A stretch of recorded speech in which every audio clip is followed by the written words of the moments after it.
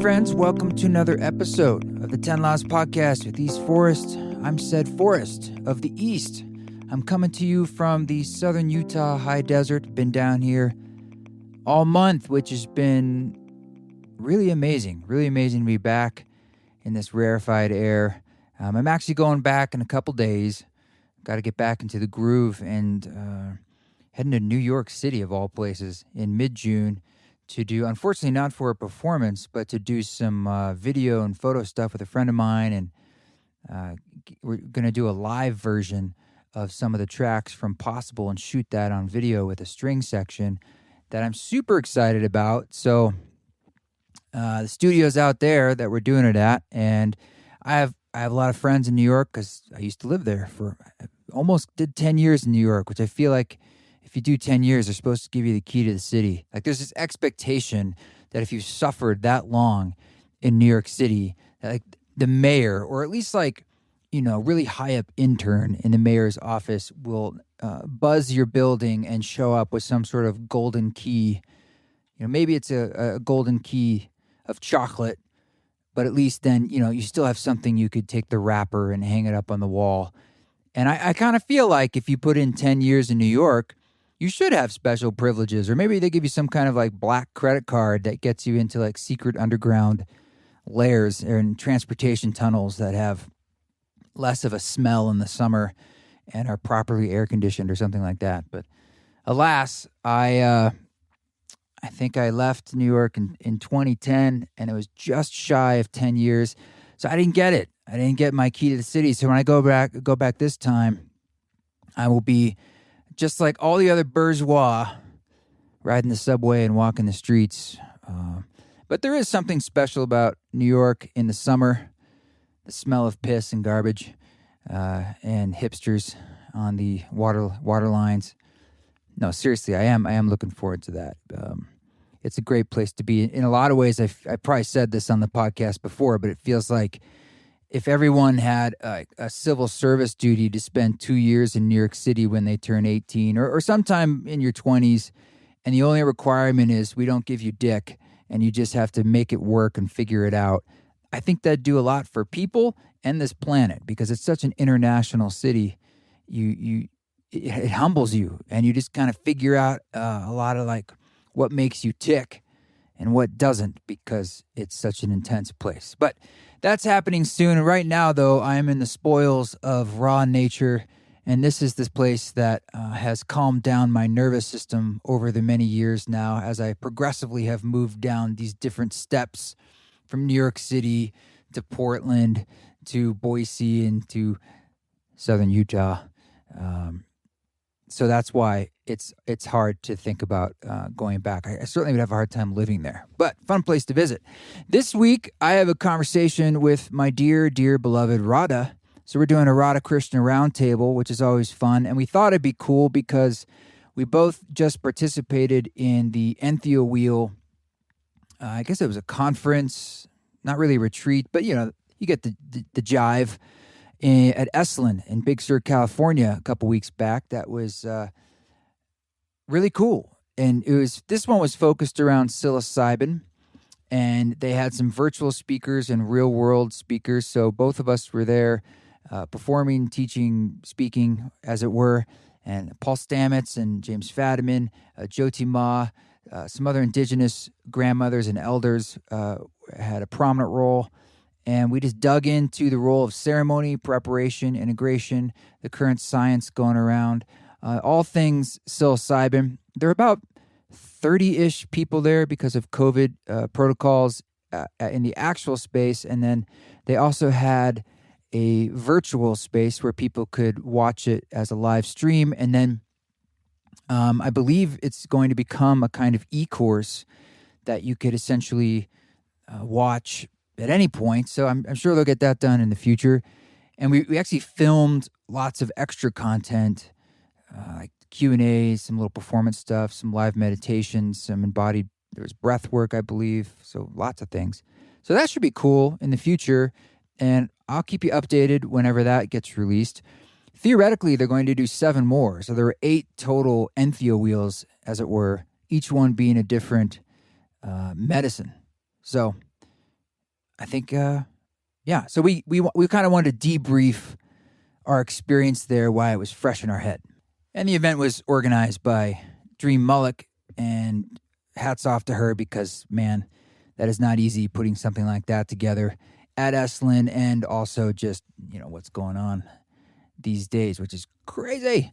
Hey, just want to say thanks to everyone who's reviewed the podcast, everyone who has shared it and who's part of our community. A special thank you to everyone as part of the East Forest Council, which is on Patreon. That's an exclusive little thing we do, patreon.com/eastforest, where not only do we do things like share, music that's unreleased or share music in advance, I also put extras from this podcast or things that aren't publicly released for the podcast up there in the Patreon. And we have a monthly Zoom council. So we have one actually coming up this coming weekend at the end of May 2021. We do it once a month currently. So if you want to jump in, you can still be a part of that. You can check it out, patreon.com/eastforest. And that's a great way to support this podcast, even at the lowest tier right now, $4 a month, if that's how you'd like to say thanks for the pod. Undying is the latest single from the Possible album that is now out anywhere you listen to music. I love that track. I love the string section. That was the 208 ensemble, which is part of the Boise Philharmonic. So we recorded them like 3 times, 3 different parts, arrangements by Lorna Doone, and then the piano, of course, underneath that. And actually, Owen Hoffman-Smith plays the contrabass as well, and that low bass note, like when the chorus really hits, there's this beautiful, rich bass that comes in. And I'm proud of that. We're working on a video, so we'll have a video for that song later, and also working on a live version, as I said, that we're going to be doing in New York in mid-June. I just want to give a quick shout-out to say thanks to a couple of the podcast reviews that came in on Apple Podcasts. Thanks for the 5 stars to Louise. You got some emojis that are unpronounceable. One's a butterfly, and one's sort of this atomic thing. You say, "You can't fall out of love. The suffering is not giving in. These words have come over my spirit over and over again as I'm healing from spinal surgery and sometimes get scared. I've felt so much comfort through this podcast, meditations, and music through these times." Well, thanks, Louise. I appreciate the review. Even if you can't give a written review, just the 5 stars always helps. It helps, like, people who I invite on the podcast maybe say yes when we have more of you guys saying you enjoy the show. Also, just a quick note that we have some new garments in the shop. We haven't had clothing in a long time. I won't bore you for the reasons why, but these are really cool. We've got a women's tank and this beautiful sweatshirt that is someone else for the Unlearn podcast. Cal Callahan sent me one of these sweatshirts that he made for his podcast, actually. And I so fell in love with the actual sweatshirt. I was like, this is so comfortable and like fitted and cool looking. I made some East Forest sweatshirts. We've never made a sweatshirt before. This one has the Ouroboros artwork from the Possible album on it, which is this super cool design by Evan Lawrenson. His Instagram is Art and Such Evan. Really cool illustrator. Anyway, you can get those now while supplies last. Just head over to eastforest.org, click on the shop button, and you'll see what those look like, and I think you'll enjoy them. The women's tanks are really cool too, like really flowy in a light fabric, has the same design on it, and check it out. Other than that, I've been working on more music in the background. Been talking to Anna about doing some more collaborative tracks that are super fun. They kind of feel like a mix between sort of like Caribou and Chiasmos and other fun things. So I was like, oh, let's do more. And of course, the Cloud Chord Slowly collaboration is out, and I hope you guys are enjoying that as well. That was really fun to do something more lyrical and super slow jam. Okay, well, let's get into this conversation with Marissa Radha Wepner on the Radha Krishna Roundtable.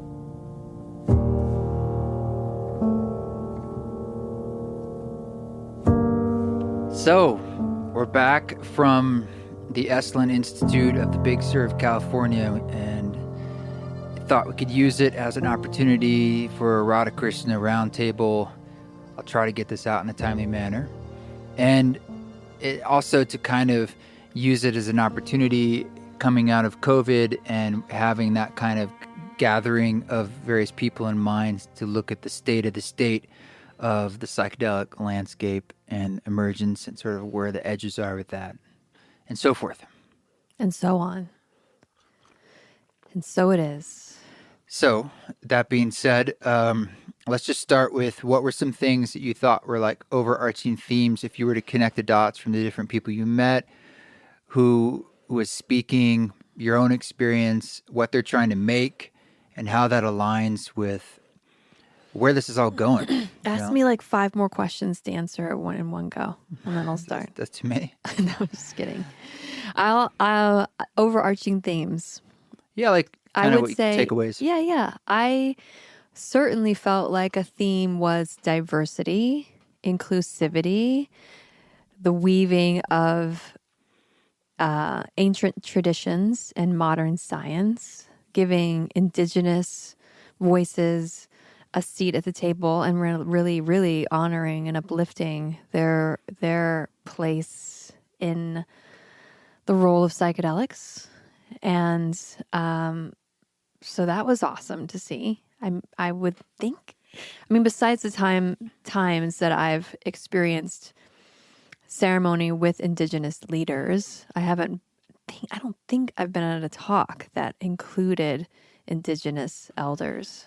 I was thinking back on this. I just want to note it was called the Entheo Wheel. Yes. And Dream put that together. What was the longer name? Entheo Wheel. The Ceremony and Science of Psilocybin. So it was around mushrooms. And in theory, she's going to put on 7 more of these. There's 8 aspects to the wheel, and each one is a different medicine. So I was thinking back on this, and I was remembering the Eclipse Festival.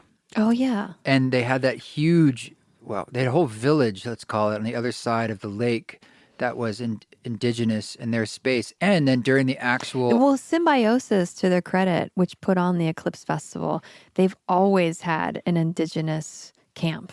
Always. At all of their events that I've been when they used to be in California, they always had that there. They always started with land blessings. They had altars everywhere. And they were a festival that I would go to that put the most intentionality I would see into including the indigenous voices. Right. And if I remember correctly, it was some local indigenous tribes being represented, but also a lot of global stuff because the actual eclipse ceremony thing, I remember it being almost entirely various indigenous voices doing ceremonial, ritualistic in the songs center. And acts. That was mostly all of it. Yeah, it was. It's like an hour of of prayer and ceremony and calling in. And and so I thought back to that, and I thought like in some ways, a few years back, in some ways the festival consciousness, festival space was one of the first places that was getting the heat for like people, wearing headdresses and be like, yo, this is not okay. And this is becoming a part of the culture. And it was sort of on some, as far as I know, some festivals, it was addressed like at Burning Man. It was like, hey, this is not okay. Yeah, we're going to draw some lines here. It became a costume. I actually saw that when I was at Bonnaroo teaching in 2018. There was a young Caucasian girl, early 20s, wearing like the full chief headdress, and I literally inside was like, "Oh my gosh!" Now it feels even like extremely unthinkable, and not that I never thought this, but my point is, I was thinking back to 2012 and connecting a dot to how now in the psychedelic movement, as we came through racial justice, social justice movements that emerged during the pandemic, and how that's intersecting with this idea of access. And so I agree that what we were seeing at this conference, the idea of how does the psychedelic revolution, and especially the medical and scientific angle of it and the therapeutic angle, become available to all. And that's not just a question of how do you make it affordable, but also how do you bring it and have it be spoken through groups and communities in their language from them, as opposed to like just it's being offered. And I don't think there is a clear answer to that right now, but I felt like that is the leading edge of where things are at in the movement. Besides, because of the And we talked about that a lot through the weekend, I felt. Yeah, absolutely. Yeah.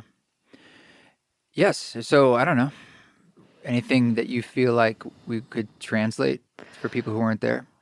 Well, let's see. I would say, I mean, there's two sides to this coin. One is that a lot of the plant medicines, including psilocybin, have histories in indigenous cultures of the Americas, as they're now called. And like Paul Stamets pointed out, psilocybin mushrooms, there's 117, I think he said, different strains, and they're found actually all over the globe. Everywhere. They're found everywhere on every continent. And so it's not, psilocybin in particular isn't limited to just a plant medicine of the Americas. So it's a both and, right? And then there's even the book, The Immortality Key, that links these types of, I think he's talking more about ergot, but just like even in the birth of Christianity, which we often think of as a Caucasian religion or European religion in a way, has its roots in psychedelics. And so this part that wants to maybe say, well, it's mine, it's really in some ways all of ours. And at the same time, if we're doing it in a way that does include ceremony, for you and I, as Americans in modern culture, we don't have our own roots of ceremony. And so then we often are borrowing from the indigenous cultures around us and from the place in which we now reside. So it is a blending. And Erica, who was a leader, an elder that was there, she said there's a difference between appropriation and appreciation. And that's the distinction, I think. And I feel like you can use elements of what might be seen or felt as an indigenous ceremony if you are honoring its roots and doing it from a place of appreciation for the technology that it is. You're not claiming like, this is me and my channel and what I do and I'm owning it. It's like more like, this is something I am borrowing and utilizing. Yeah. And a recognition that whatever psychedelic renaissance we are in, it cannot not stand on the shoulders of that which preceded it, which well beyond the 60s, into thousands of years of various cultures working with these medicines. Then there is a through line, just even from Wasson, when we're talking about psilocybin in itself, of going down to Mexico and then translating that through Life magazine to the West. And even I think, people like Terrence McKenna, there's a line. And so it's an acknowledgement when they say, we'd like to be involved in this conversation and be invited into the conversation.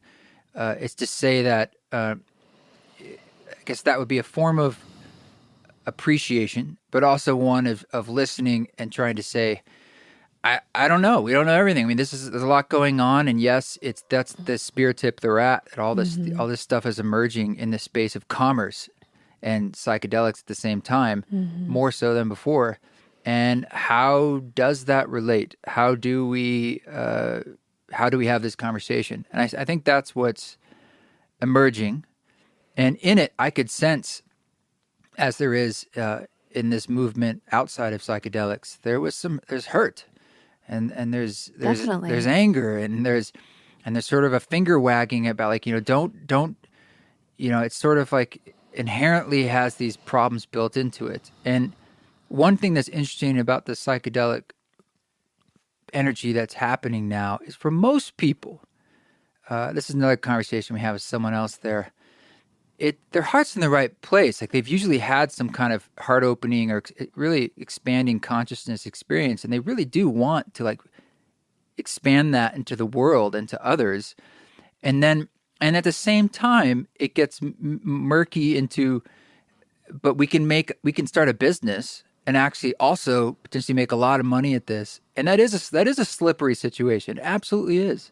But I don't feel like it's an either or for people. Like I really feel like they're swimming in waters where they get lost in some and ways, found. if someone wants to, like you're saying, they have an awakening and they feel oneness and love and they want to spread that, why then does that have to separate from them then moving forward with that mission and bringing it out into the world? Though it might become then commodified. You would want those who are commodifying it to do it with integrity and from their own felt experience. So that's holding the values and mission of what they're really hoping to do versus I'm going to cash in on this. And that is another fear that I heard in certain circles. Of what? That the integrity can become lost and that money becomes the play or big tech coming into it's about harvesting data. It's surely a seduction, right? When lots of money comes into the field, It's very tempting. And so maybe I don't have a solution for that, but I agree with you that it doesn't make sense to be in an either or space. Well, you look at the ayahuasca landscape and how that rose up in the last, let's say, 10 years. And I kind of see it as sort of the human story. What would you rather have? That we didn't have the ayahuasca revolution where all these people are traveling down to the Amazon to experience ayahuasca. And then in turn, there are bad actors at play where there are charlatans, there's sexual assault at times. This is the minority, I would assume. And there's this sort of extractive energy of the Westerners going down and screwing up cultures and all the money that's involved. But on the other hand, if that didn't happen, there's also a lot of genuine work going on, really difficult transformation and psychospiritual work going on by people. It kind of is like once we get into the weeds and we really start tilling the soil, there's worms in there, but there's also a lot of nutrients. Well, everyone comes at it from their level of psychic maturity, right? And just because you're an adult, like in Bill Plotkin's work, doesn't mean you're actually an adult. And so there are some folks that are quite powerful and of age, and internally, they still have a lot of work to do and a lot of shadow. And so how you show up in the world, I think, is the main indicator, really. And yeah, when you get into it, it's going to be all across the spectrum from those that are, for lack of a better term, really pure to those that aren't. And we all have our faults, and we all have our shadow sides and the things that might be more inflated in our egos or more shadow or less known. And so, yeah, it's the cutting edge where you're dealing with like heart, soul, consciousness, the past, the future, and it's through the vehicle of an individual's life. It's so varied. Mm-hmm. Yeah, and I think the point I was trying to make is that it's sort of an inevitable process that it is messy. Yeah. Revolution and unveiling is going to, I kind of feel like every time someone says any of these ideas, I'm kind of like, yes, and it's going to be, probably that'll be part of it too. Yeah. And so I'm kind of like keeping a sharpness of an eye, trying to look at all of that, but I'm not trying to get too concerned that like one of these areas is maybe going to take over the movement. An analogy might be like with cannabis. There's this thought that like, well, Philip Morris or whatever the McDonald's of weed will just dominate, take over, and that will be our whole for food source. But nonetheless, we still have all sorts of smaller growers, and some people prefer organic foods, some people prefer to shop at Safeway, and for different reasons. And I think it's going to just be a lot of things out there, and not all of them are going to be good. And that's why I'm really interested in the tools and the information that we can provide for people, because it's going to be happening. Yeah, it kind of makes me think of the spiritual revolution of the 60s, 70s, 80s, of all of the influx and flood of teachers and guides and gurus and sadhus and saints from India into America or into Western Europe, right? And those also individuals had varying levels of intention. and varying levels of Right. integrity with how they were able to deal with a huge increase in power and where that abuse of power came to lie or not. And though some of those Indian spiritual teachers, like Osho, for example, Bhagwan Sri Rajneesh, his teachings are amazing. His books are like constantly referenced in the yogic fields. They're like super deep transmissions. And then as a human, he had many foibles. Foibles? Foibles. Foibles. Why does he need 25 Rolls Royces? You know, Right. if And it's so that's strange. the dichotomy, right? And so the same thing is kind of, it can and is happening in the psychedelic world. It's no different because we are human and we can at the same time hold a deep connection to wisdom and the divine Yeah, and truth. that's the essence of what makes it so strange and beautiful and weird to be a human being. You're an animal, and you Yes. can have agape consciousness. So I kind of watch it and hold it with that same similar mindset of the teachers and the saints and the sadhus from the Indian tradition. And some did a better job than others at navigating. Because if you think of it, it's a clash of cultures there too, where they were coming out of their culture in India and then merging with the West. And I'm sure they're just, it creates a new blend. And we don't know how to do that. We're doing it as we do it. And something so mysterious as psychedelics and plant medicines. I mean, we were specifically talking about psilocybin, magic mushrooms at this conference. And you've got people on one hand who really see it almost with religious fervor of like the mindset, the consciousness of the mycelial entity speaking to us and through us. I'm not saying this with any judgment. I'm just, there's that energy. And then there's more of the medical model of like, well, this is a chemical and now we're going to be able to use it and let's find out what kind of reactions it does with our body and our brain that might be useful to us creatively or physically or emotionally.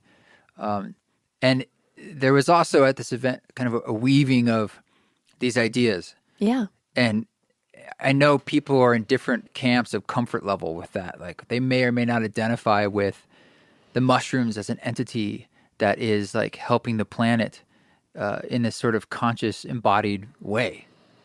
Until they take them. You're right. Exactly. Until you're like totally humbled and floored. Yeah. And like, I bow down to whatever this is. I am not worthy. Yeah, until you take them.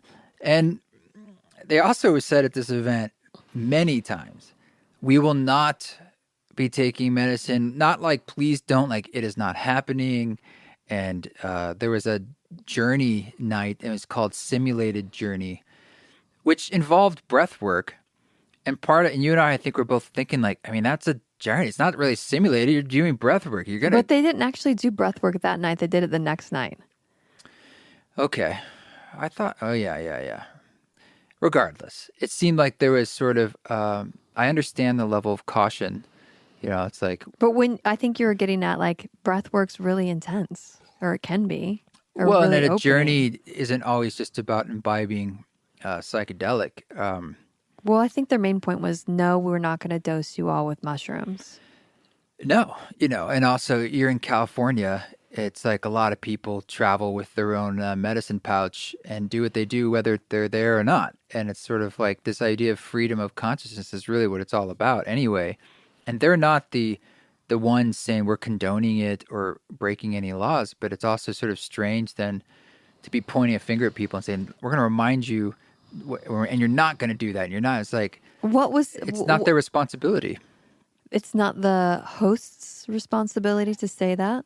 It is their responsibility to define the space, absolutely, and like what they're able to hold and like the expectations of that space. But I just thought it was interesting that there was sort of not just like a line saying like, this is ours and that's yours. It sort of went over into being actively saying no. Does that make sense? Yeah, but I don't think within me it brings up the same thing within you, where I'm hearing maybe more resistance against that. I see it as like, you just got to cover your ass. You got to say the thing. It's like the waiver, Don't sue me, please. Everybody sign the waiver. I get it. Maybe it was the term simulated journey. I was just trying to wrap my head around that. And it felt like a kind of distancing. And I was Because like, it said simulated. yeah, I was like, it's not, there's nothing wrong with, you know, I think again, it was trying to have the clarity of point of like, hey guys, what we're going to do tonight isn't take mushrooms. This right. isn't going to be a mushroom journey. Well, that's true. But we can maybe simulate it to the best of our Yeah. ability. And so Chil, who was helping to guide that night, she kind of walked us through the ceremony practices of her tradition, what they would be doing if they were imbibing. Mm-hmm. We would be doing this now and then now this, though we weren't. And it was cool to say we can work with the medicine without putting it in our body. You can invite that energy in, and that's absolutely. I find that to be 100% she true. did that so chill during that process, and I had a really deep, awesome, amazing connection with the mushrooms through her guided meditation, totally sober, that I wasn't anticipating at all. You want to share about that, or? Yeah, I mean, she essentially, it was like a guided meditation, like go inside, you see a cave, you enter the cave, you see a light, you go to the light, and the light is entity. And what does that say or speak or reveal to you? And I had a vision of mushrooms, almost like a tall, skinny a mushroom, I guess like a psilocybin mushroom, because it had a long stem, and it felt masculine energy. And it started saying, kind of like singing or chanting, "You are one. You are one of us." And I loved the distinction of "you are one," because it meant, my interpretation was one, like oneness, like you're everything. And you're also very unique and special. Like you're a one, like you're you. And isn't that beautiful? And you are you in your way, and you're also included. It's not that you're separate. You're part of this family. You're part of this community. You're part of this collective. We're in this together. So it was like a paradox of like, you're unique and you're unified. And it also had this like energy of like the mother, like mother to child, where a mother holding its infant in its arms is like gazing down at it, and it's the most special thing in the whole entire world. Like there's nothing more important than this little baby. Every child wants to feel that. I know I did. And then in that, you're part of a family. And so it was just beautiful. For me, it was really healing to feel that, feeling seen in that way and feeling welcomed in that way. Yeah.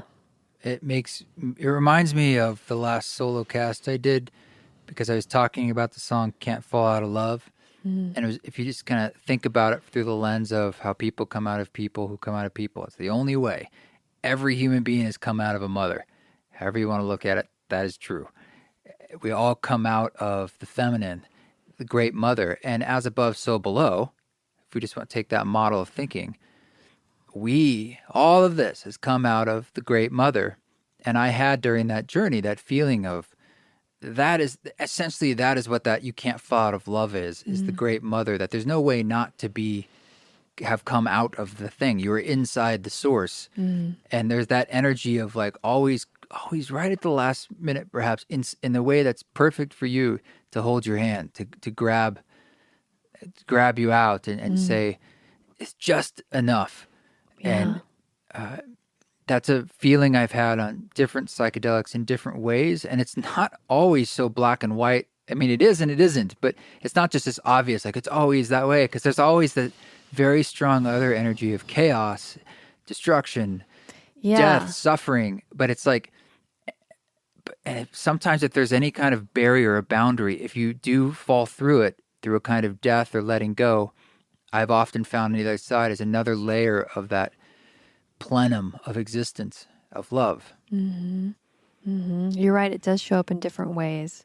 I've had it show up as like like friends, in different psychedelic journeys, like just streams of friends who come through my consciousness, where it's like, there's always somebody who's going to be there for me.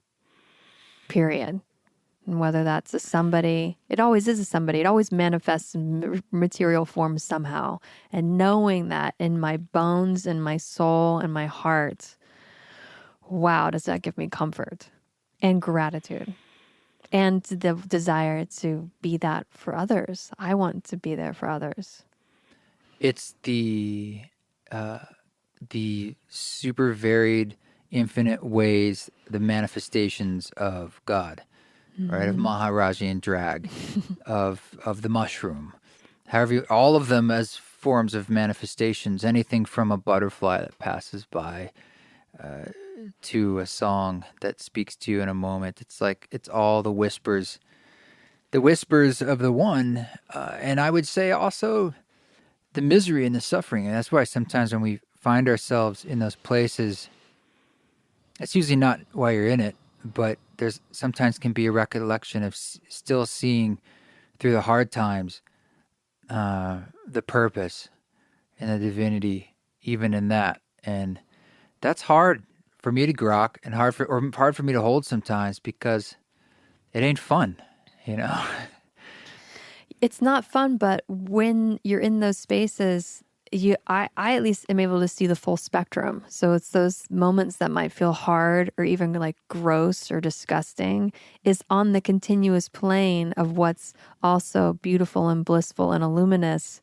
There's no separation. And getting back even to like the analogy of the mother, when a mother has a child, through raising it, you know, they're giving them their breast milk, but they're also being shit on and changing diapers and being vomited on They're and primates. cried on You're a primate. and laughed with. And then, but the mother doesn't not love any of it. Like everything that the baby is doing is perfectly fine and acceptable. Do you know what I mean? So even like in the spectrum where we, then as we adult and separate out, those things become gross or undesirable to the mother. It's all neutral. It's all the same. How does that play out for you in non-child things? You know, because when we come back and have transitions into kids and stuff, sometimes it's a rough landing. And especially with Estlin, we're not too used to traveling and touring and any of this. Like a lot of us, we haven't been doing any of this. And so it feels harder and like a bigger trip in some ways as it should. And you're at a place that's full of the ocean and expansiveness and the hot water and these interesting ideas. And then you come back into... Yeah. And so I think you're speaking to the transition of how, like, when we get back, sometimes we were just in like bliss and now we're in daily life and maybe I'm grumpy or maybe I'm processing or maybe I'm not feeling as open as I was just the day before. And so for myself, when that's occurring, when I'm going through a state that feels less than elevated, I've witnessed myself in it, but I know it's not who I am. It's just something that's coming up or I'm processing through. There's a density or a heaviness, and I don't identify with it as myself, or because you can't always pinpoint the reason why either. And so I try not to really get stuck on psychoanalyzing myself of why is this coming up. It's just, I'm feeling off kilter right now. I'm feeling out of alignment. And part of my journey is to allow myself to feel that way while, to the degree that I can, actively work to come back into realignment and inflict as little damage as possible on those around me while I'm in that state. Me? And sometimes I'm better at it than others. But Sure. So I guess I'm saying that I hold it with acceptance. Just like a mother would accept, like, I got to change a diaper right now. Well, what if it's the other person that feels like it's having... Can you accept that? And can I accept another with that lens of the motherly, like it's both at the same time? Like, you know, for in our relationship together, me and you, there are definitely moments when I feel from you like a heaviness or a prickliness or like a ooh, ouchie. Like I get ouches from you, and let's say my feelings get hurt or whatever. My love for you doesn't go away. And I know that that's not your true truth, your essence. It's just something within you is out of alignment. Does it go away for the moment and then come back? Or is it really like in that moment, you're still like, I love this guy? I can hold both. Really? I hold both. Amazing. I hold both. Yeah, right. of course. And I've grown in my capacity to be able to do that as I mature. And I think, on a meta level too, it's as my own ability to have self-love increases and less judgment of myself, or for even when I'm in those states, so also in equal proportion does my love and compassion for others also grow. They're same, they're equal, I find. Mm-hmm. And so does it feel good? No, it doesn't feel good, but that's okay. It's somehow also God. That I know to be true. Yeah. Even though I'm going to label it as not feeling good. Mm-hmm. That's a judgment I've placed on it. It's really just a feeling or a sensation. Mm-hmm. Yeah, we took we personally, I don't think work with psilocybin all that much in our lives because, well, for myself, I only work with it in ceremonial fashion, meaning like I don't use it to go do things externally in the world or enhance other experiences. It just takes me inside. And furthermore, the more I've worked with it for all these over a decade, with other people and myself in that ceremonial space, even if I microdose with it, it just enlivens that feeling in me of that inner journey. It's really powerful. And we decided to work with it after it's been a long time. A couple of years. I think the last time was I wanted to witness the Music for Mushrooms album as part of that process. I needed to experience it that way. Mm-hmm. And this time, it was your idea as to kind of prepare for this weekend in California. But for myself, I had the double need. I needed to, and I wanted to work with a new record I'm working on. It's essentially Music for Mushrooms Volume 2, coming out later this year. And so I had sort of a final mix. I was like, I really want to do exactly what I did before. Yeah, what we did in Hawaii when we listened to Music for Mushrooms together and journeyed as a way to welcome and invite in that record and release. Yeah. And what I did 13 years ago with my very first release of having a sort of an honoring and a celebration of the inspiration, which was largely from the psilocybin space itself. So having the album in coincided with this weekend coming up, and I wanted to get in touch with the wisdom and energy consciousness of the mushrooms to be better prepared for it. So we journeyed together a couple weekends ago. Mm-hmm. Yeah. And it was really beautiful for myself. At first, it was sort of this. It did feel kind of celebratory of me witnessing the music and the medicine allowing me to step back and sort of see it and experience it in a different way. And that was just really a powerful and amazing experience. But as I got towards the end of it, as things do, and as real medicine and real work does, it ended up digging really, really deep for me psychologically and exercising some grief I had inside, and had a real cathartic, good cry. Yeah, kind of a wail. sobby face. Something deep had to come out there. Oof, right at the end too. It was crazy. And I was saying to you, it was crazy because at the end, the album has I talk an outro, so it's sort of like closing the ceremony, and it was me talking to myself is what was tripping me out so much. So it really felt like a different part of me talking to the part of me that was hurt and sad, and that was just like intense. You were cracked wide open with grief. Do you want to share what that was about? Well, some of it's so personal it almost wouldn't make sense with that like long backstory. But I guess it had a lot to do with it was my deep gratitude for everyone that has essentially been part of my journey, and how important and powerful and grateful I am for the roles they played.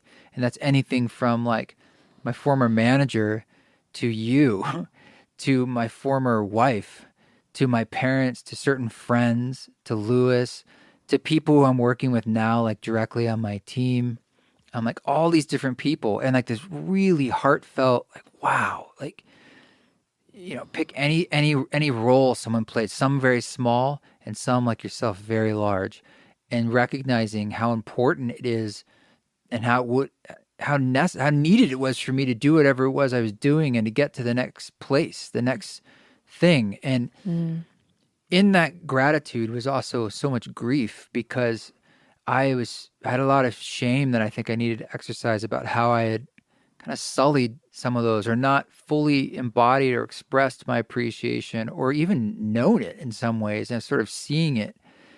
And that didn't feel good because it was almost too big, right? It was too much to hold and realize and witness. And to have it come through at this moment where it was kind of a part of me literally telling it to myself through the speakers, almost made it more strange and amazing at the same time, because it was just sort of like, there's all these ways that messages could come to you, but then it's like yourself telling it. And that's what happened 13 years ago with that first record. It was that first album.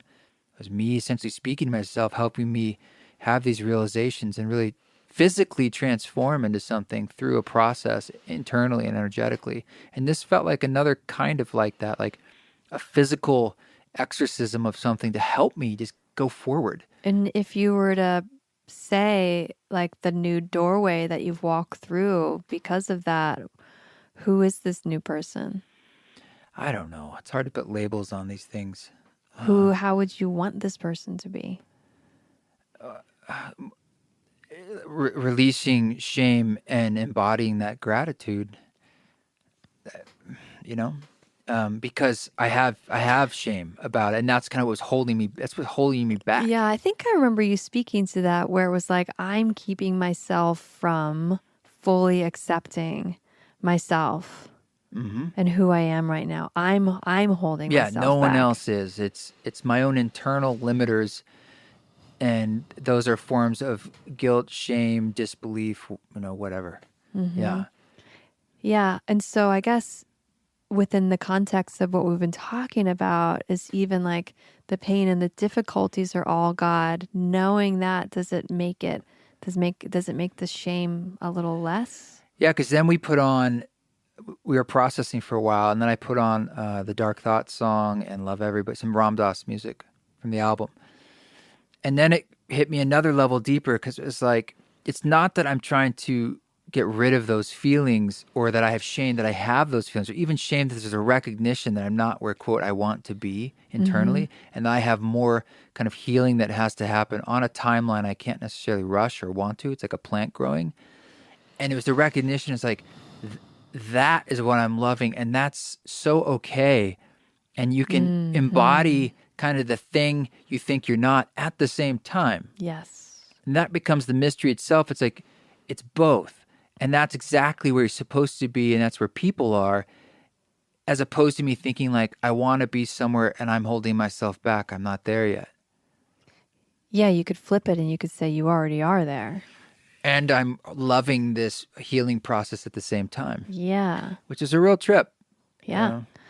Yeah. And it gets again to what we were talking about earlier of just human nature, right? And the teachers and the gurus and the guides and the leaders, and that they have this beautiful intention and vision, and all of them have an interior space or spaces where it's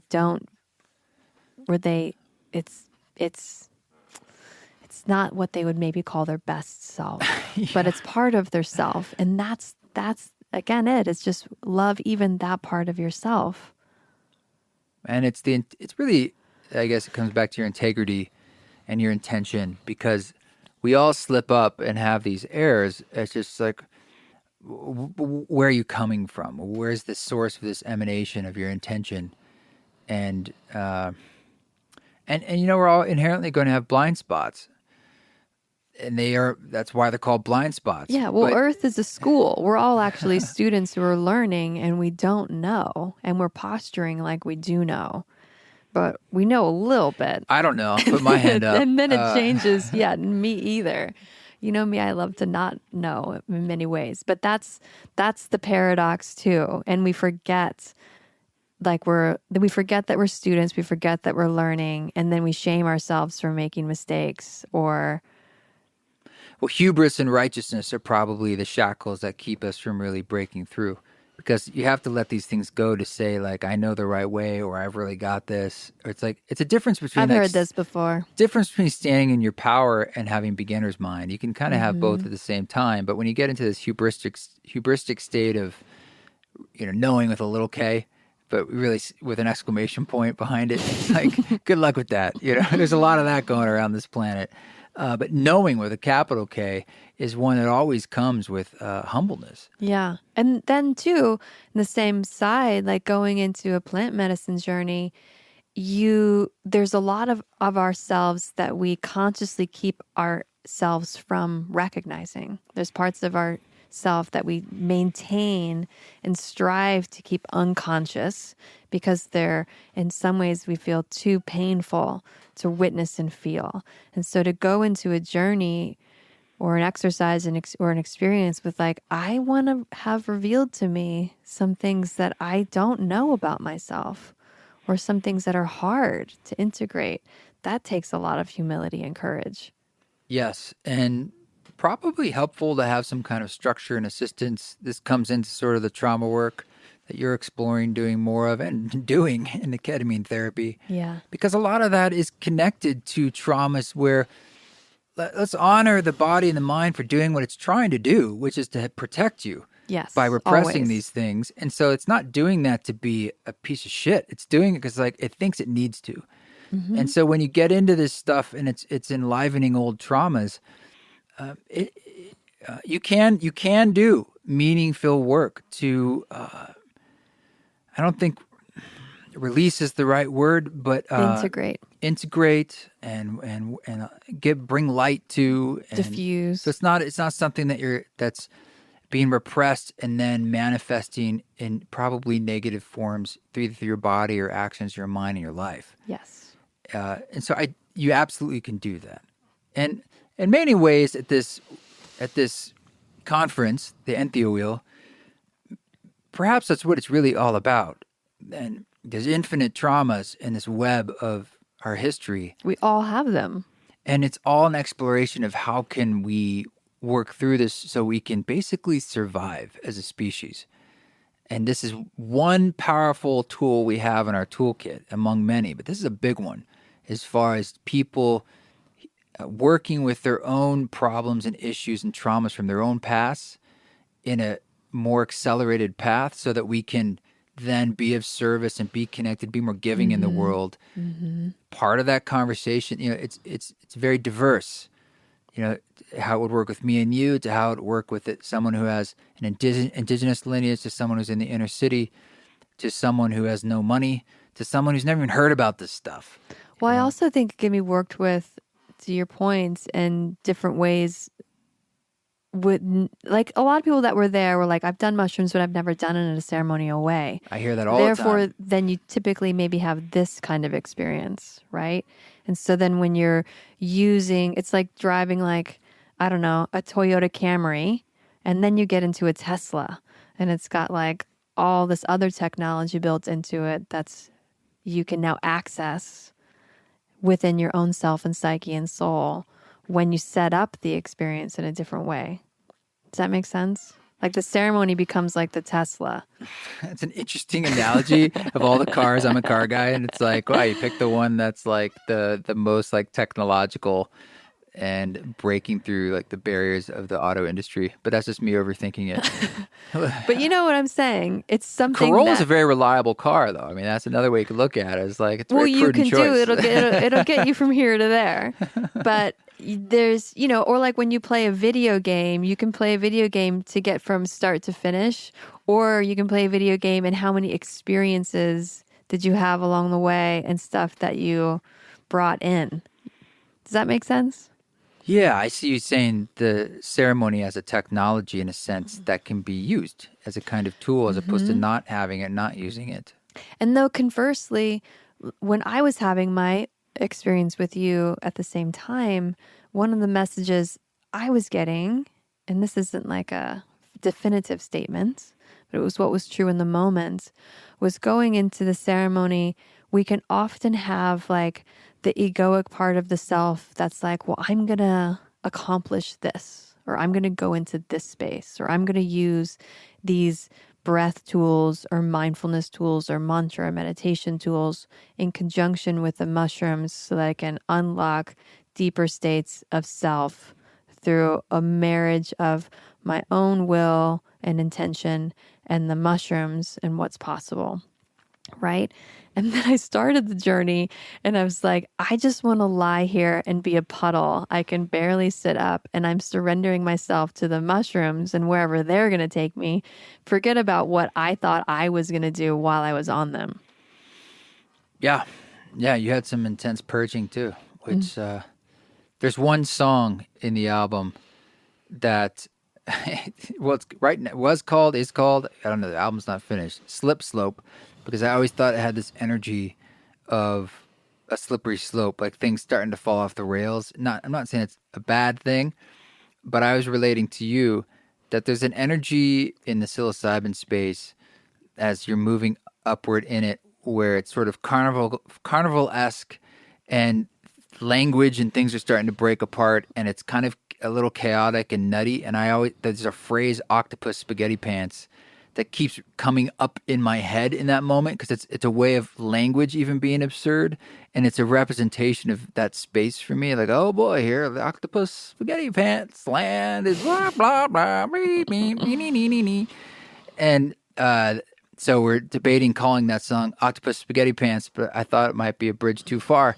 I vote in favor. But during that song, the song came up and the spirit was speaking through you, through the belly. Yeah, I had a purge. I had a release then. It's like a huge wave that overtakes you. Again, I think in that moment is when I really surrendered to just like, even after that, physiologically, your body wants to like curl into a ball. Yeah. And then there's I don't know, this is my internal struggle of like fully surrendering into the direction, like curling into the ball and collapsing. And then to what degree am I supposed to resist and like push through into another direction? I don't have an answer for which one's better.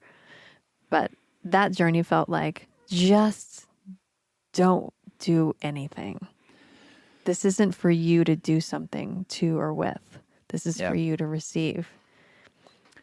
There's a flute in that song, and maybe it's some kind of energy that's transmitting through that flute that is about purging, catharsis, release. What he's saying is, if you listen to that album, track 7, you're going to vomit. Don't be driving.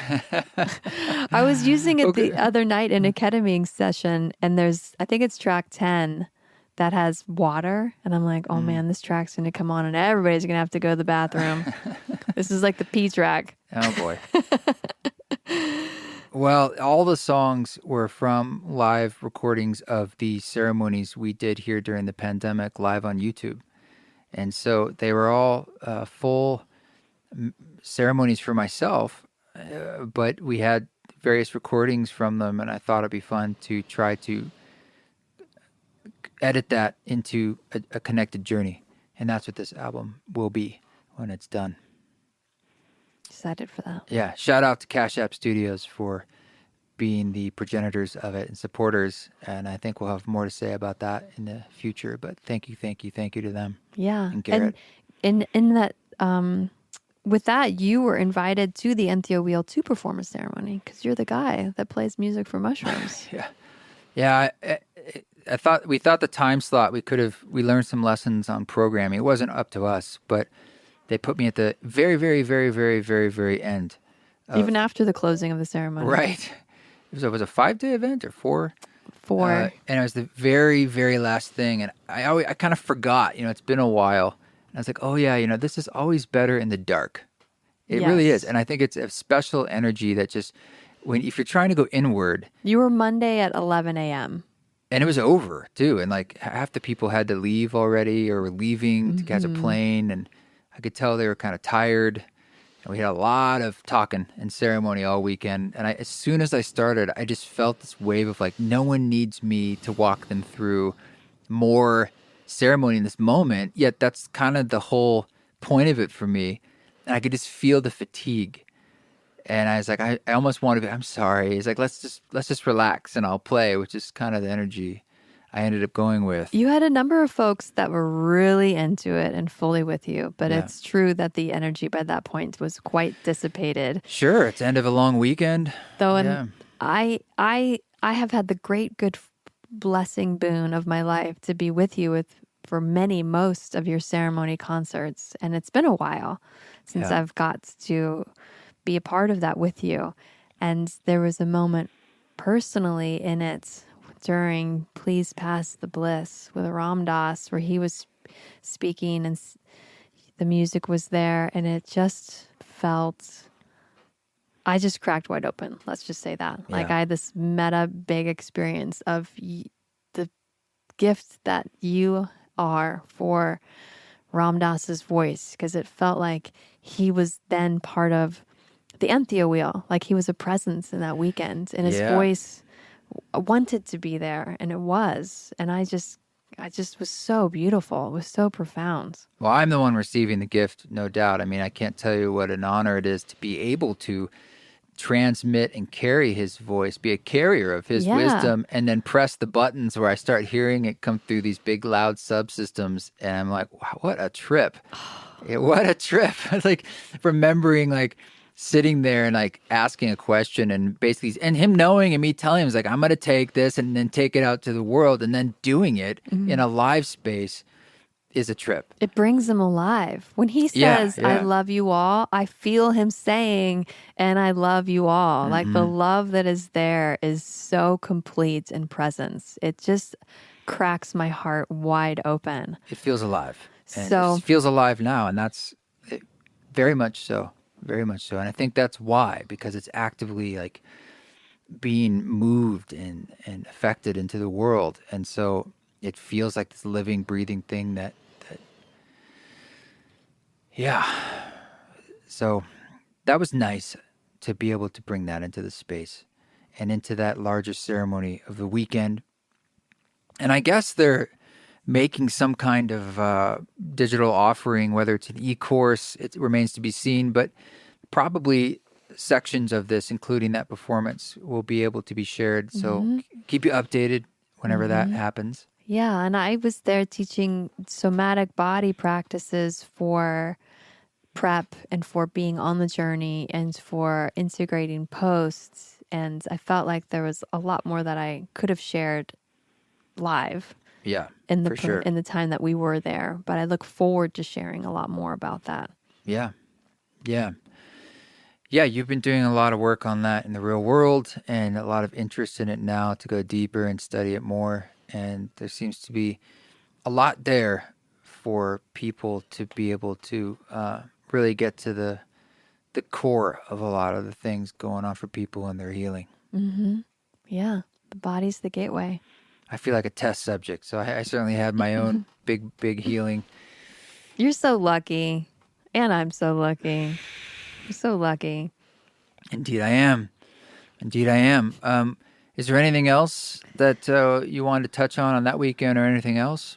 No, I feel good for now. I just want to congratulate the whole Esalen production team for pulling off all the media and the live streaming. I know the work that I think it was Peter and Nirvan and Anastasia and Christine. Wow, and you're amazing with Steve. names. They were all doing was just They pulled off the incredible. impossible, pretty much. Did. So big props to you guys. Esalen is known, at least in the past, for like, you basically can't use your email when you're there because the internet's so bad. I couldn't get text messages or emails Yeah. the whole time. Which is was Mostly. kind of the point in the past. And somehow they were like virtually streaming in people like James Fadiman or Paul Stamets, and it 90% of the time, 95% of the time worked. And the fact that it worked at all. Yes. And then that was being live streamed to a virtual audience. I was like, I cannot believe this is happening right now at Esalen. Yeah. So hats off. Totally. Congratulations. And congrats again to Dream and to Alan, who supports her as well, and everybody for having a dream. and bringing it into fruition, bringing it into life. Yeah, it was a big lift. So congrats to them for pulling it off. And for us, we'll probably be hosting some kind of retreats there this year. We're just trying to figure out the when and all that stuff. So stay tuned to that. And Dream will maybe be doing, I'm sure, another Entheo wheel there. And so stay tuned for those kind of things. If you're interested, it will probably be virtual, I would guess, and in person again. So opportunities to get engaged firsthand. And yeah, that's the state of the state for now. Yeah. Thanks again, hon. All right. Well, keep walking, folks. We will catch you next time. Well, thanks, Radha, Marissa Radha Wepner, MarissaRadha.com. You can see those links in the show notes. She's got a whole world of, she's got yoga instruction videos and guided meditations. There's an album of hers that I did the music for on Spotify, wherever you listen to music. That's called Guidance. So check that out. It's got some beautiful guided meditations. It's got teacher training that you can even do remotely, life coaching. She's a DJ, among many other talents and skills. So check her out, Marissa Radha. This song you're hearing in the background is Undying. Just giving you another chance if you didn't hear last week's episode with Ronan of Field Trip, where we featured it there as well. And we gave this song in advance to everyone on the Patreon at the East Forest Council on Patreon, patreon.com/East Forest. But thank you to everyone who supports the podcast, and thank you for saying hi on the socials and so forth. That's East Forest and East Forest Music are our taglines. Blah, blah, blah. I'm staring at some beautiful, beautiful ancient sand dunes that have now become slick rock hills.